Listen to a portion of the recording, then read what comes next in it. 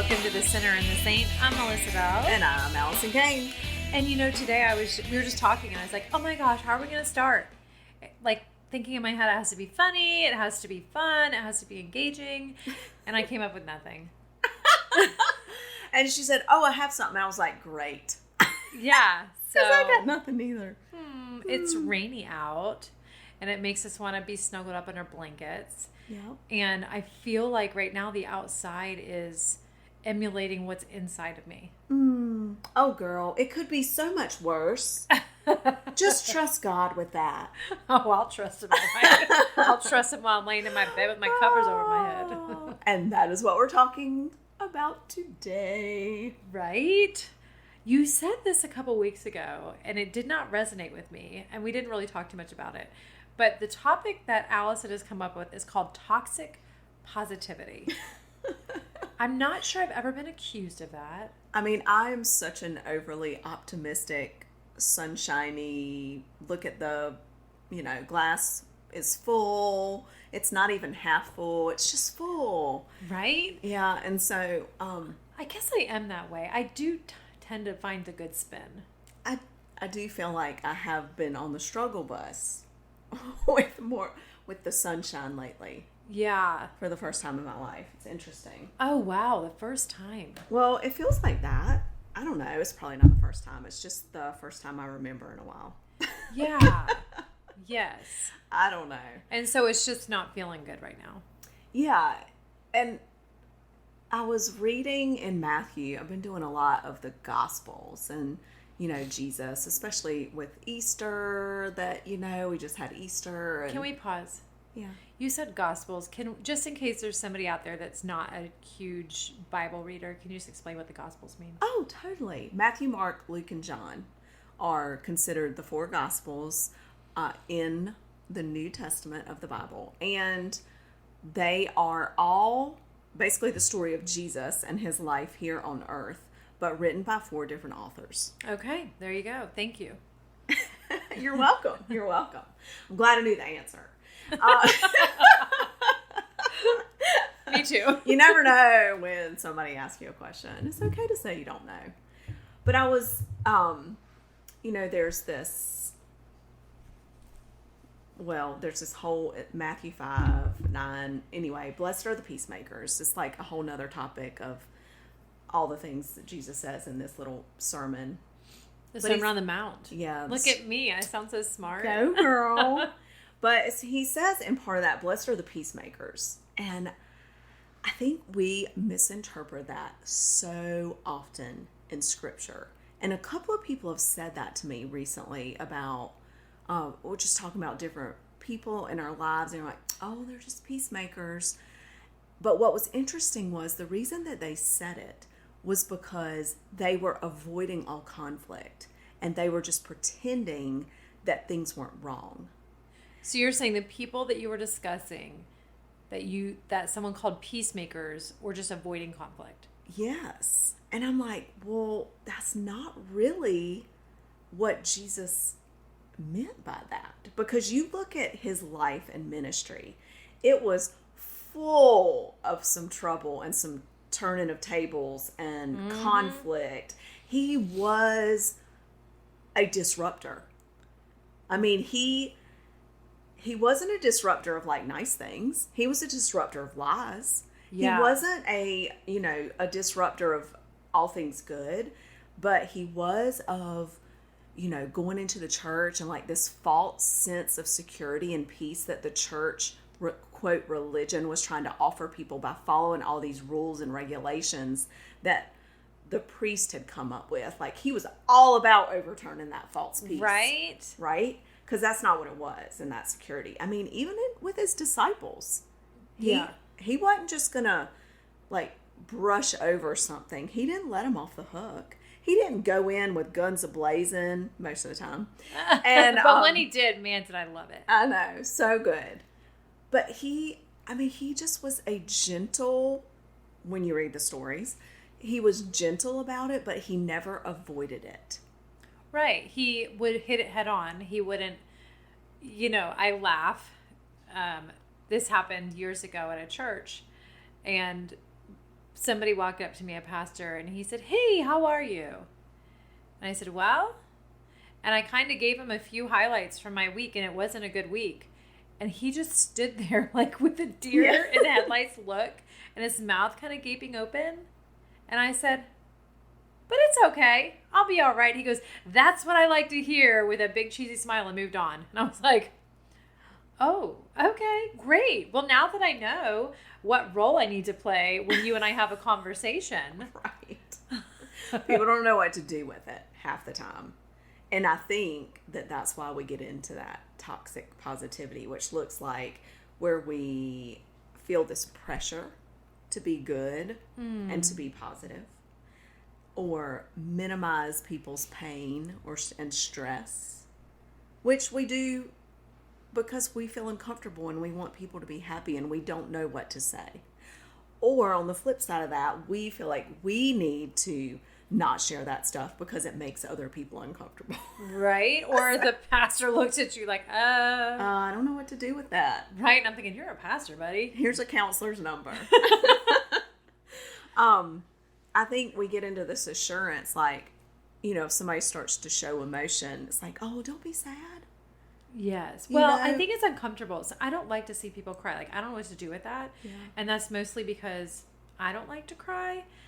And so it's hard for me to see people cry. Mm-hmm. And when you're a person that doesn't cry or hug, then someone starts to cry, you're like, oh, crap. They're going to expect me to do something here. And to take the pressure off, what do you say? It's going to be okay. It's going to be okay. Right. And that's denying those emotions or needs that person has in that moment. Which you hear a lot of, I don't know what generation of people, the younger people say things like, oh, they're not validating my feelings. Right. Or we get like caught up into this, like sharing these, what would you call them? These little quotes of the day. Like we read too much word porn on Instagram or something. You just use the word porn on our podcast, and I love it. Well, that is actually. I know it is. Okay. That just made me laugh. It's called word porn, and they have these great They do. I share them sometimes on my Instagram. So sorry about that. That was so funny. I'm sorry. But we get caught up into, because I think we sort of freeze and we think, oh, we have to cover up this person's anger or their uncomfortableness or this problem or their feelings or this hard stuff. And so we're like, oh, we pull from the things that people have said to us our whole lives, like, God's going to work this out for you, girl. Just hang in there. God's in this. Don't you? I see him at work. I mean, I'm so guilty of this, right? Me too. But it annoys me when people say that. Yeah, me too. And then I say it. Exactly. What the heck is wrong with me? We're daggone hypocrites. We are. That's what, I'm sorry. If you don't like Christians because they're hypocrites, well, welcome in, because we are all hypocrites. And you are too, by the way. Yeah, sorry. and you are too. Just in a different way, I'm sure. Uh-huh. Well, I think that people get uncomfortable because it plays on a weakness of theirs. Like I was saying, I do not like to express emotion. So when someone else expresses emotion, all of a sudden I'm like, oh. Vulnerability is scary for us, for ourselves, and when other people share it. And then there's the things where, I'm just thinking about kids and how they'll come up and they'll just need to share something, and they're crying and they're out of control. And as a mom, you're tried so hard to make sure they weren't out of control. And so now this makes you feel like you're not doing a good job. And so you respond poorly. Yes, I've thought about that so much. Like, I'm like, it's going to be look on the bright side. Oh no, my favorite that I tell my kids is like, you know what, 10 years down the road, you're not even going to remember this moment. I say that all the time. Kids, I'm so sorry. This is all, this is all going to work out in the end. Right. Like, you don't even know who these people are. Like, you're going to move on with your life. Yeah. Yeah. I mean, I just can come up with all these things. Or, well, you know what? They were really probably having a bad day. Oh, I hate that too when I say it all the time. Think about them. Mm-hmm. What must be going on in their home right now? What has made them behave this way today? Maybe she found out she was rude to you at Panera because she found out this morning that her husband was cheating on her. Or, I make up some story, and now it's like a joke with my kids. They'll come home and they'll say, like, this teacher blah, blah, blah, blah, blah. And they're like, I know, but they probably like just found out their uncle had cancer, or they're like, they come up with all these things. And I'm like, gosh, I've really done them a disservice and like had this toxic positivity. Well, what are we supposed to do? Because like my opposite of that is let's go slash our tires. And I'm pretty sure that's not in your notes.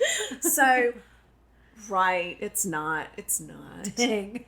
And so what I've tried to begin practicing is acknowledging people where they are in the moment so that they feel as if they've been heard. And I think we all want this. We don't have to go into some deep diatribe, but not brushing over, not feeling like we have to be the peacemaker, tear wipe awayer, or that's not a word, but I just made it up. It was good. Thanks. Wipe awayer. Wipe awayer. Y'all can use that. It's not copyrighted. So it's a word. What happened to word? Word. We've moved on, right? So something, maybe, I know that you really want to trust God in this situation right now, but I know it's hard. Yeah. I mean, I'm just thinking, like, I walked into your house today. I'm like, I am so weary. Like, my soul is so weary.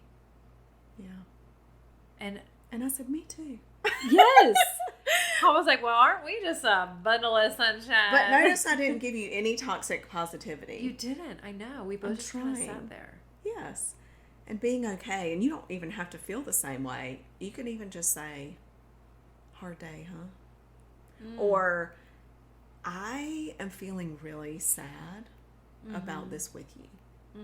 Like, my heart is breaking for you too right now. Yeah.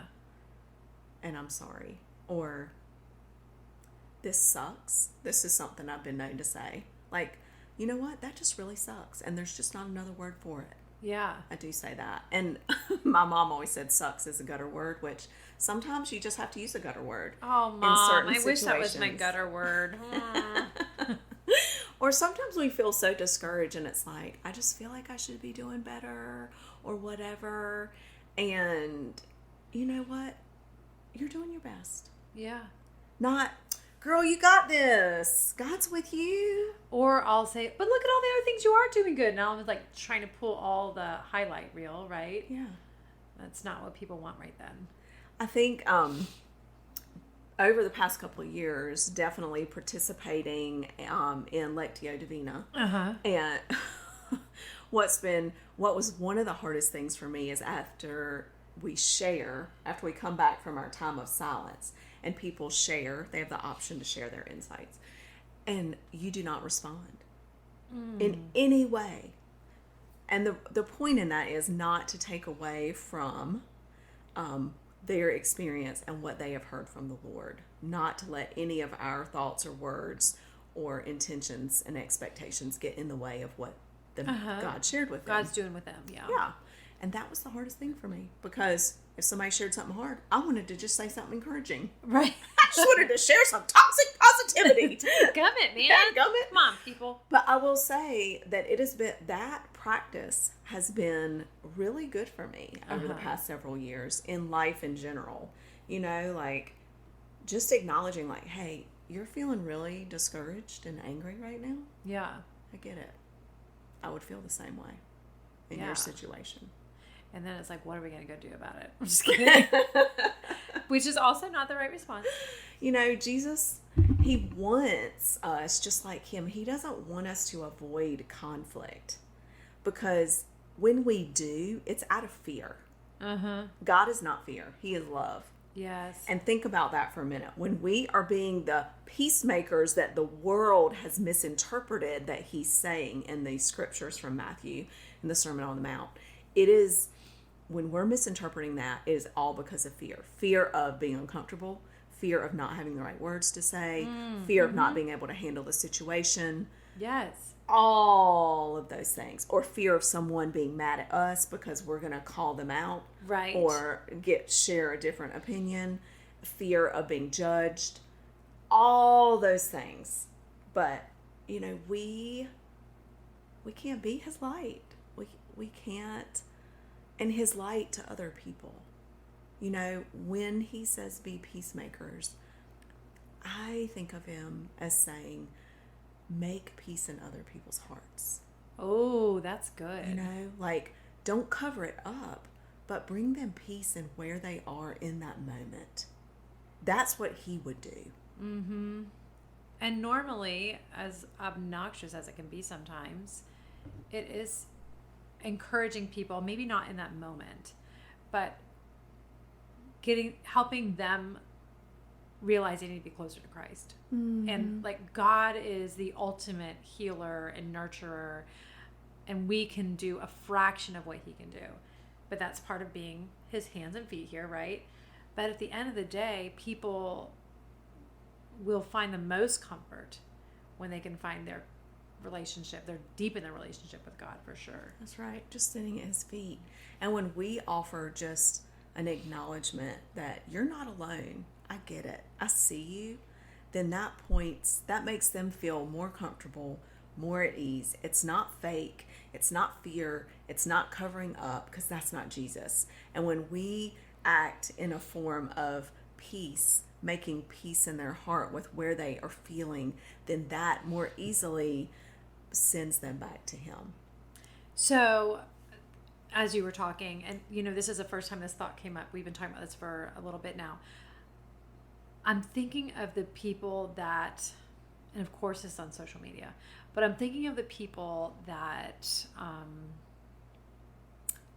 connect so much with their sorrow that it becomes their stamp. Oh, right. And how do you avoid that? So where's the balance? Of course, I don't think we'll ever find a perfect balance on this side of heaven, but how do we find balance in not being the toxic positivity, but also not becoming the victim of everything, or really making that our personality, right? Well, I mean, it's kind of two different things. Like, we're not trying to be, by being more makers of peace in people's hearts, we are just trying to acknowledge their feelings. We're not trying to say, you're right, you're wrong. Uh-huh. We're not giving them any sort of permission necessarily. I mean, and eventually, it would come to the point, if it continues with that person to become that, I'm a victim, I'm this, I'm that, I'm Debbie Down. Yes, you know what I'm saying. Yes, that's true. So then what happens is, when we are making peace in people, that's when more hard truth has to come out. Yeah. And we're still making peace, but we're not avoiding conflict out of the fear of calling them out. Yes. It's like the pit dwelling. You can't stay there forever. Right. And I'm just thinking, even on a personal level, if I'm like, oh my gosh, I'm such a toxic positivity person, how do I not swing the pendulum? Because I tend to do that. I'm going to swing all the way to the other side and be like, oh, look at how sucky life is. Hashtag life's not always pretty. Let's have a, sad picture of me crying. So then I can get all these people that empathize with that, because that can become your next thing. Okay. So like I always say, the extreme of anything is not good. Yeah. I just re-listened to you saying that, like, extreme brownies. I was like, man, like, too much of anything is a good thing. Even brownies. Wah, wah. Yeah. I mean, too much positivity is a turnoff. Too much negativity is a turnoff. But we should be allowed to fluctuate, in those moments. Like, you are not, if someone dies, you aren't going to be positive for a little while. And that's okay. That's part of the healing process. But you certainly want those people in your life to be paying attention to you, to call you out of the darkness when it's time. Or if they see you tumbling too far in a certain way. And that is, I think, the beauty of what Jesus was saying here. I mean, for me, just makers of peace in people's lives. Mm-hmm. I think really, overall, it's just listen to what people say and don't try to fix their problem unless they come to you and say, I need your help to solve this problem. Okay. Who says that to you? Not many people. Every now and then. I call you. I'm like, I know. I'm going to need your help with this. I know, which is great. But I'm trying to turn over that leaf where I'm not just, people come and I'm like, okay, let me fix this for you. Right, which is my tendency also. Right? I mean, sometimes people just need to get it off their chest. And we just need to say, you know what, that sucks. Yeah. Or you know what, that's a hard situation. Yeah. And I know that you are praying about this and I'm going to join you. That's good. Fluffing it up and covering it up with our little positive, godly, Christian sayings. Yeah. And moving on, just acknowledging. So what are a few of your favorite new sayings that you might use? I know you've shared a few. Are there any more you have left? I don't know. We'd have to come up with some more. But I think it depends on the situation. Honestly, it sounds like a counselor, but it's just acknowledgement of what that person has said, even if you say it back to them, what they've said. Like, I heard you, I see you, I feel you. You're not alone.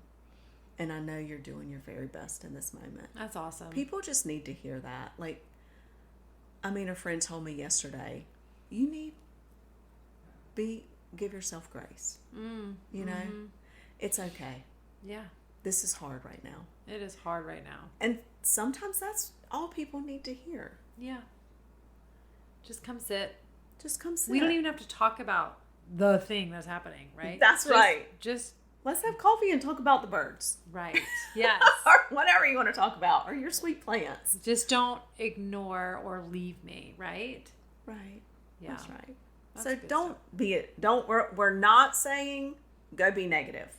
And we're not saying don't be positive. Right. We're just saying be careful in the moment and be tender with people's hearts. And tread lightly and don't try to just cover up with sayings that we read off the internet or that we've heard our whole lives, and be more intentional and about authentic. Listening and speaking. Yeah, and authentic. And now I need to go apologize to all of my children. Yes. Oh, I need to apologize to mine too. I need to start over, but it's a little late. Hey, you have grandkids at some point, so there you go. Yeah. Do over. That's why everybody likes the grandkids so much, because you figured out how you screwed your kids up, and now you can go. Oh, now we get it. Whoops. We have that to look forward to. Yes. Hopefully a ways away. Yes, ma'am. Thanks for joining us today on The Sinner and the Saint.